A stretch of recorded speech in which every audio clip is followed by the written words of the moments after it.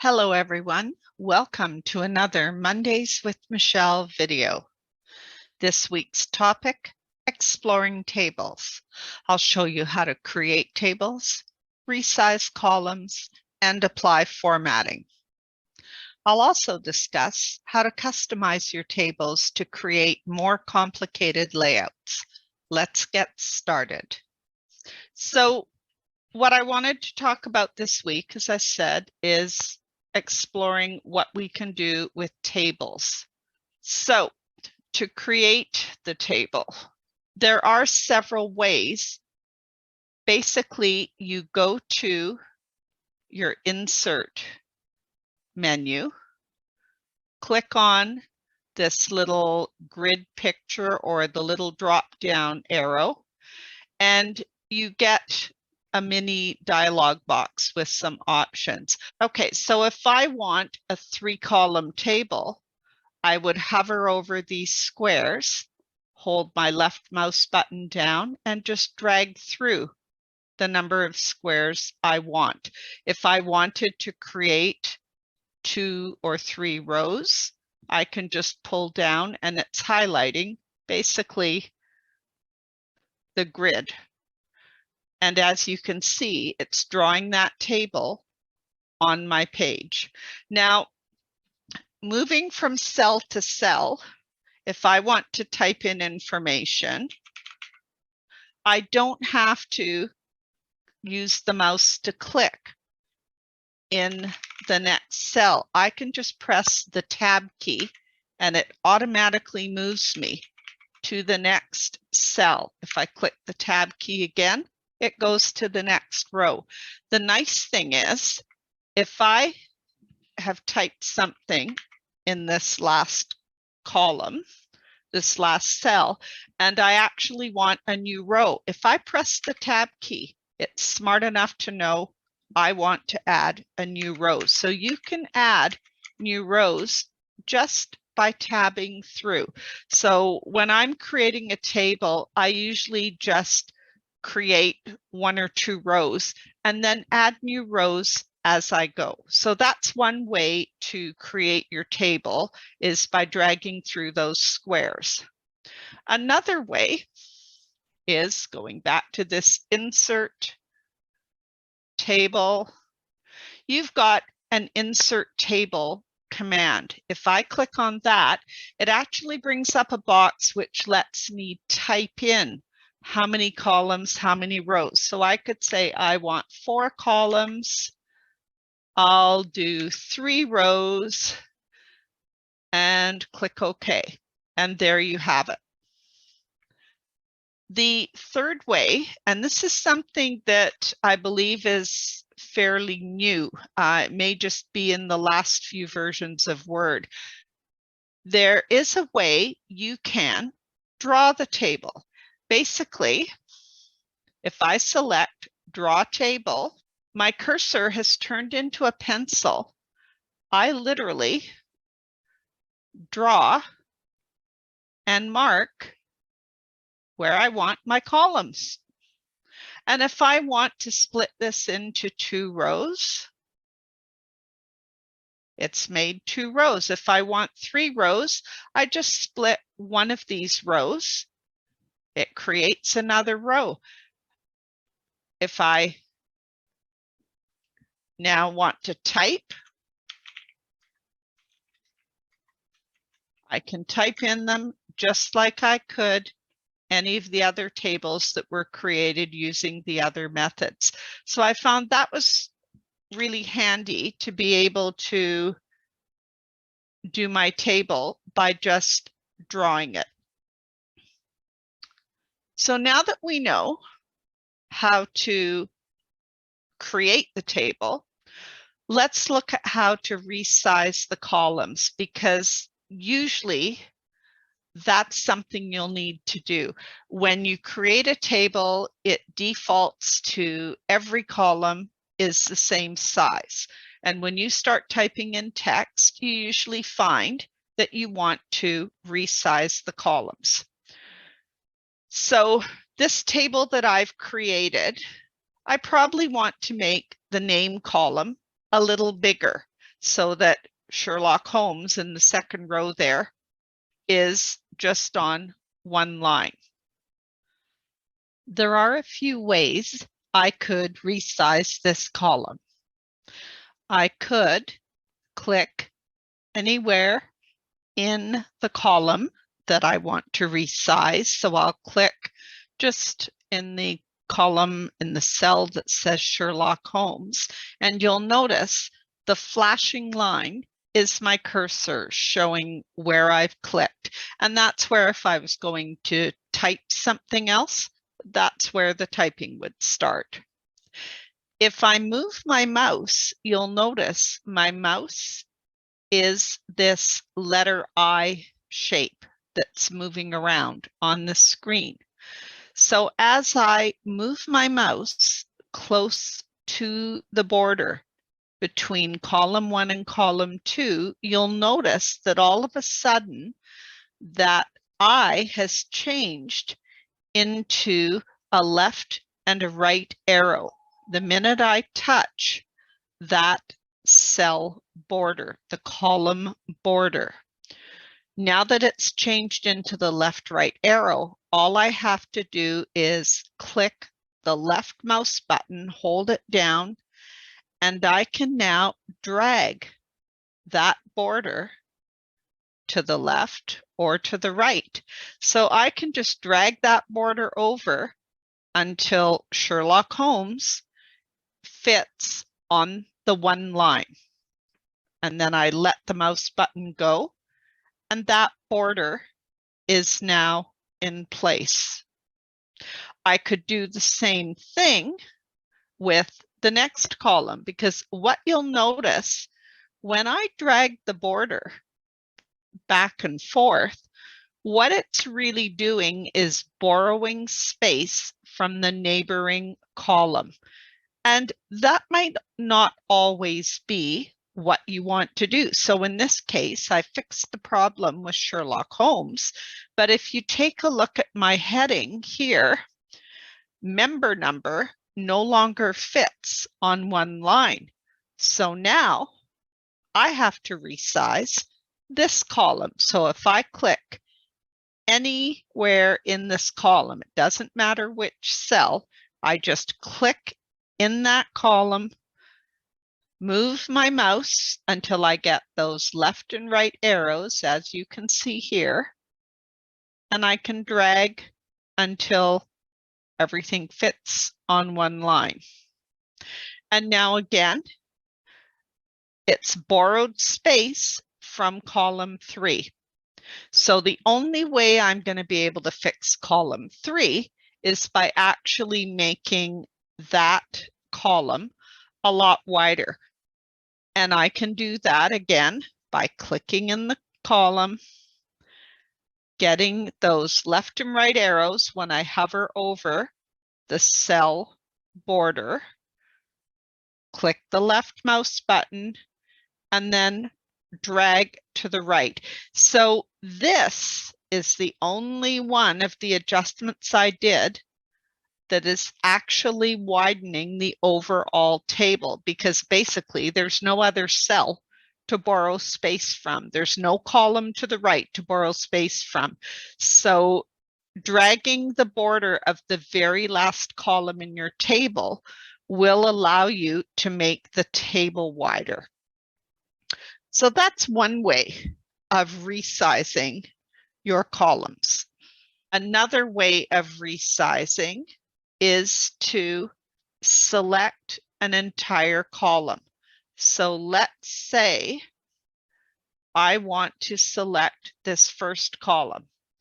I can click in the column, hold the left mouse button down, and just drag through to select all of those items. Or I can start above the column, and as I move closer to that top border with the mouse changes to a little black arrow. If I now click, it selects the whole column. So what I can do is select that column I can then go up top. Let me select the column again. To my layout tab. You notice anytime you click inside the table or select something in a table, you get two new menus up top that are marked table tools. So that's these menus up here. We've got a table design and a layout tab. And I really wish Word had, or Microsoft had labeled this table layout, because you already have a layout tab over here on the far left, but that's to do with your document layout, your page layout. Table tools gives you a table design menu and table layout commands. So what we're going to do is look at the table layout commands. So if I click inside the cell in the third column and now go to my Table Tools Layout tab, which I have open here, I can type in the width where it says cell size here. I can put 2.5 inches. And it has resized that column to 2.5. I could change it to 4 inches. And now it's made it longer. So by clicking in any of the cells, it will show me the current size of that cell. And I can type in a new number to make it bigger or smaller. What this is doing, it is not borrowing space from the neighbor cell. It is actually resizing that cell, which means you are changing the overall width of the table itself. So for the first column, if I shrink it down to 0.6 of an inch, you see that the whole table got smaller because it shrunk that first cell. Sometimes people will select one cell like I have here, and they will go to resize either by dragging the border or by typing in the cell width. Watch what happens when I drag the border now with this one cell selected. Do you notice all it's changing is the border for that one cell? What has happened is by selecting cell, you have told the computer that is the only thing that you want to affect.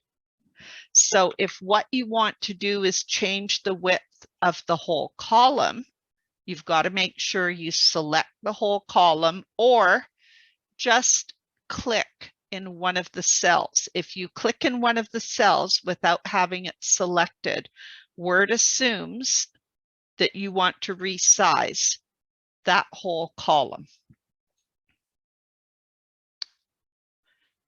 Now, we've talked about how to resize by using these width settings under layout, or by just clicking in the cell and dragging the borders. The other way you can change your column size is by clicking this little arrow in the corner of the cell size box. You get this dialog box that has all kinds of commands for tables. If you click on column, you get this next column, previous column, and you can use these arrows to basically go back and forth through your table, and it will highlight the different cells. So right now I've got the first column highlighted, and it's telling me here the width is 1.56. I could change that to 1. And if I now click next column, it's resized the first column, and it's now moved to the next column, and it's telling me that's 0.6. So I could now change that to 1 inch. And now the last column says it's 4 inches. I could change it to 5 inches if I want. So what I like about using those previous and next, if you are trying to resize the entire table and you want to work on all of your columns, it's an efficient way to go back and forth from one column to the next. Now, let's take a look at how you add or delete columns. I already mentioned when you get to the last cell in your table, you can just press the tab key and it automatically adds a row. But what if you want to add a row in between Miss Smith and Mr. Jones? The easiest way is just click somewhere in the Mr. Jones row, so it doesn't really matter what cell. Go to your table layout tab up top, and under rows and columns over on the left here, you notice there's a bunch of pictures, and the pictures are showing you what will happen if you click on it. So this picture is saying it'll insert a row above wherever your cursor is. So if I click this, I now have a blank row. If I click somewhere in the Miss Smith row and I do insert below, I've got a new blank row below. Similarly, you can add columns. I can go add a column to the left, and that's what this picture is showing.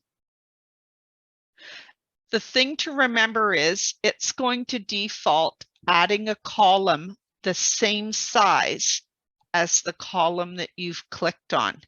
So usually when I'm adding columns, I'm usually immediately going to go to the width and probably adjust the width of the column. So that's how you can add and delete, well, add your columns and rows. Deleting them is as simple as selecting the column, go to the delete button and delete it. Now, the other interesting way to add columns is using the draw tools. This draw tables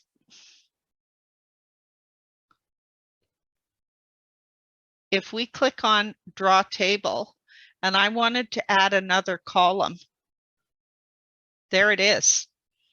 I can just draw them in. I find I like to use table styles to change the look of how the information is presented. So just like with paragraph styles, there are predefined formats for your tables.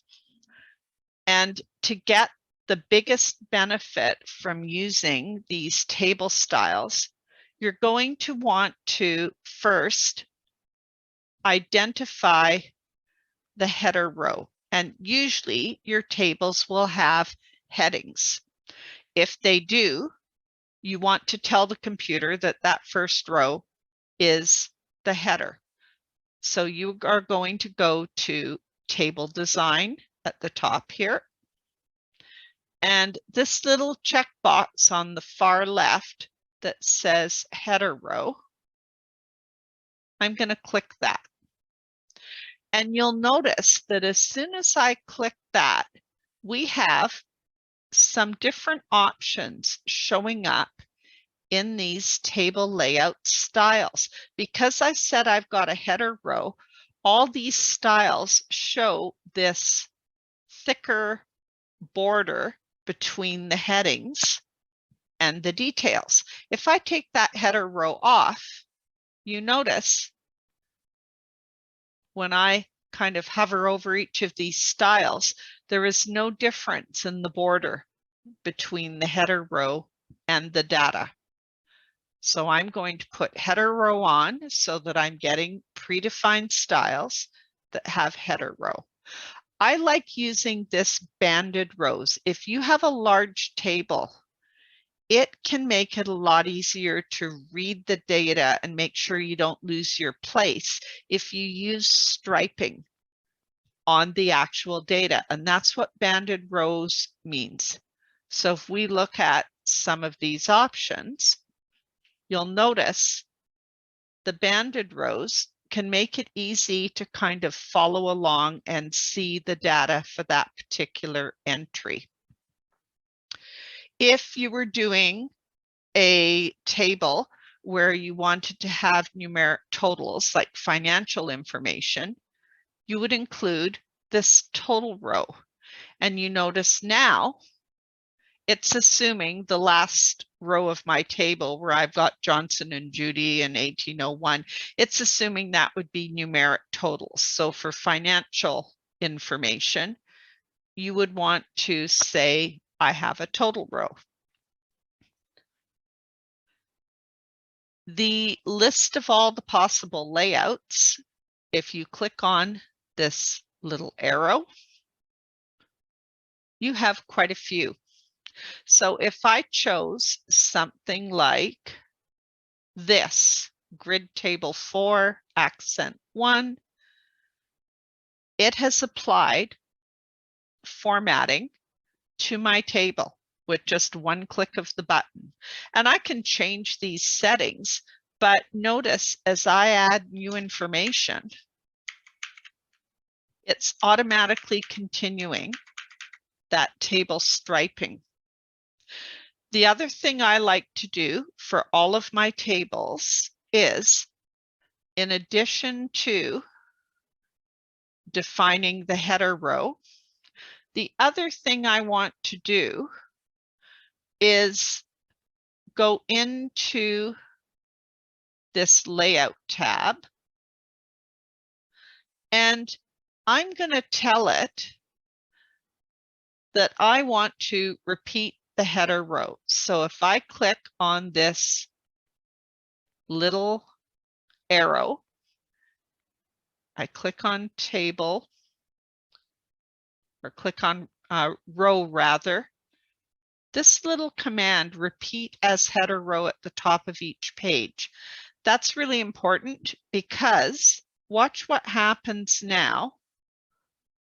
If I was to keep adding rows, now it's going to go to the next page. Do you see it automatically added the headings?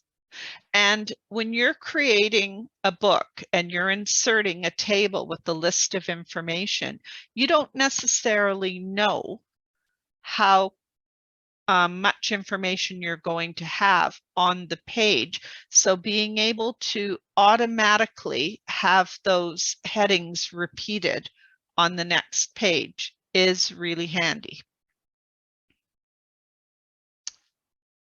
Something else you can do with tables in Word, you can sort the data. So if I click in the table so that I can see those two table tools menus, if I go to the table layout tab, which is where most of the commands are that you'll want, there is this A to Z sort button. And if I click on it, you notice it's selected the whole table. And I can now decide how to sort. Now at the bottom, it says no header row, but I actually do have a header. I've got my column titles in that first row. So if I click header row to tell the computer this table does have headings, now it's giving me the names of the columns that I can sort by. So let's say I want to sort by birth year, and I can say I want it in ascending or descending order. So I want to do ascending. And if I do that, it's now sorted everything by the birth year. If I want to do another sort, let's say I sort it in descending order by birth year. Yes, header row, that would help. Birth year, descending. And there it is. Now it's got descending order by birth year. So you can, even if you've done a table in Word, you still have sort capabilities.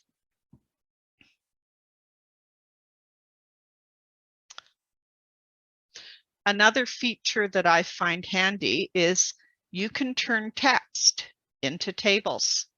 So let's say we have a list that has commas between, and what we really want to do is put each of these items into a separate table cell. This could be data that you've imported from somewhere. It could be search results that you found or copied from somewhere, and we want to put it into a nice table. All I do is highlight everything, drag through it, and I go to Insert, Table, and this Convert Text to Table. And I get a lovely little box that says, okay, we think you probably want 2 columns. And yes, that's what I want to do. I want Andrews in one column and Sam in the other column.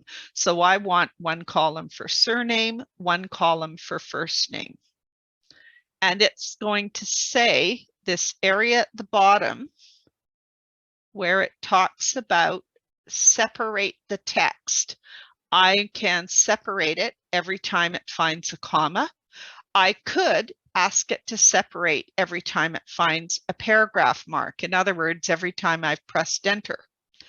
I could have it separate based on tabs, if I had tabs in this, or I could have some other kind of character. Maybe the information had slashes between the words. I could say other and actually put the slash character. So I'm going to leave it at commas. I'm going to click OK and look at what it did.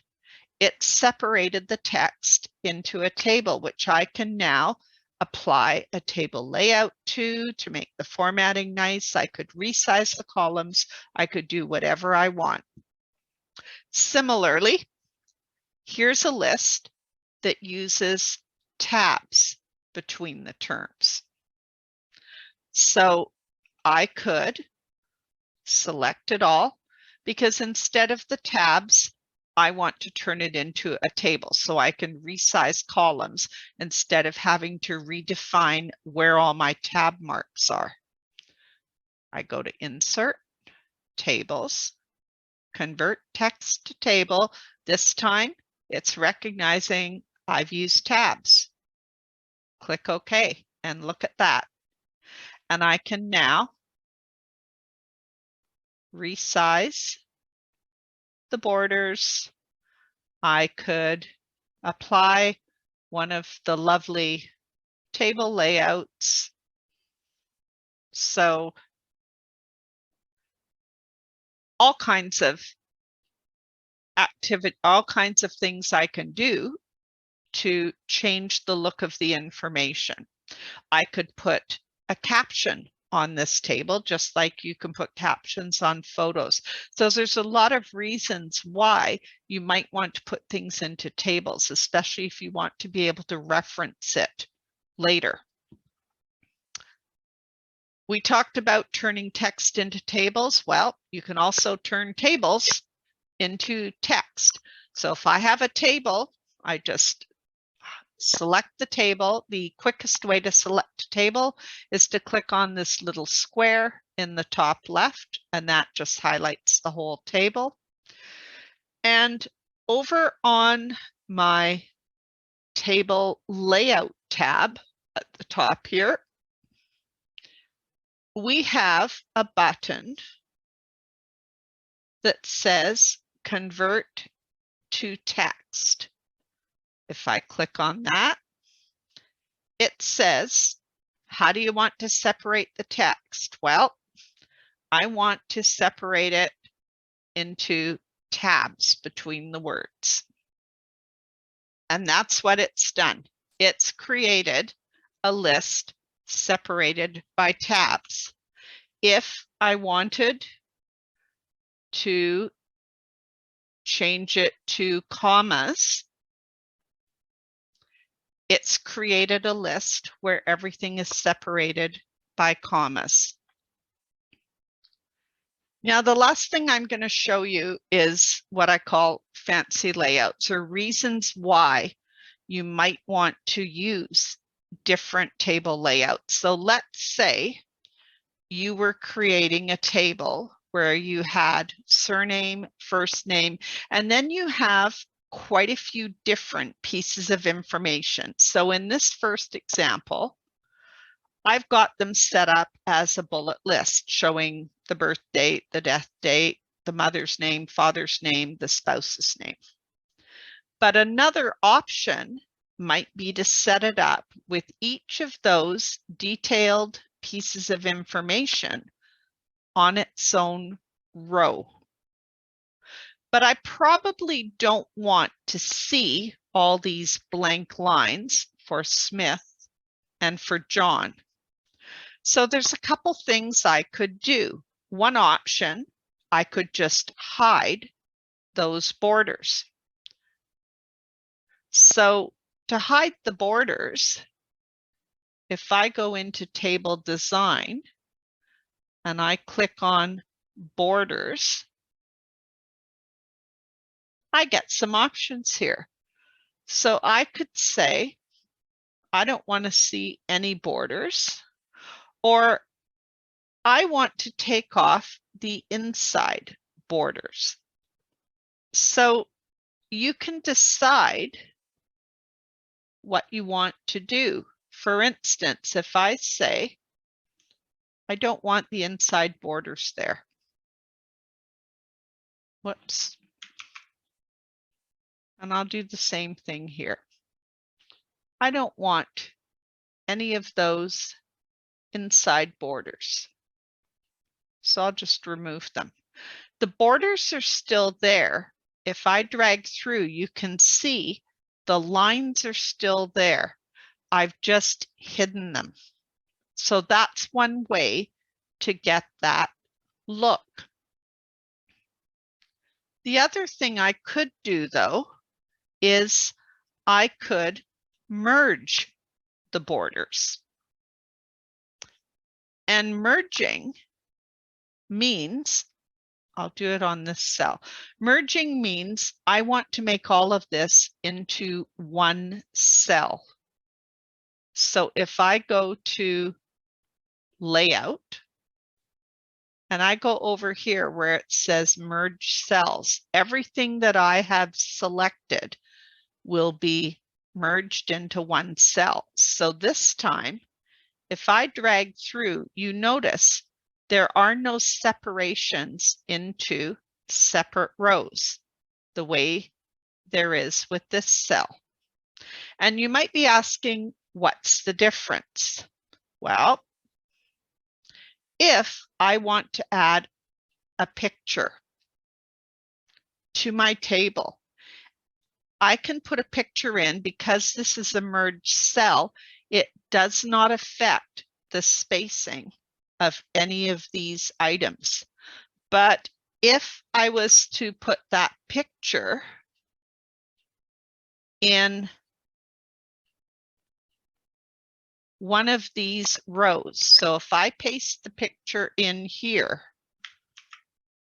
notice it automatically grew this second row where the information for died is.